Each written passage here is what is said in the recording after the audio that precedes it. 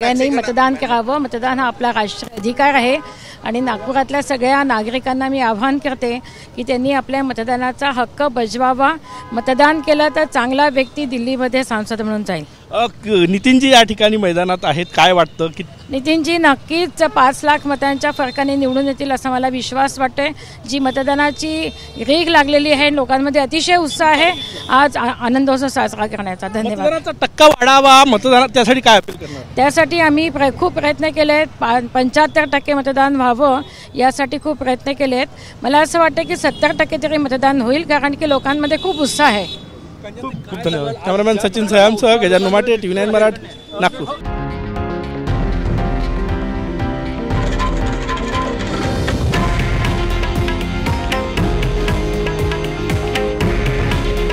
हे आहे देशातील नंबर 1 न्यूज नेटवर्क आणि आपण पाहत आहात TV9 मराठी। काळजी तुमची, हित महाराष्ट्राचं।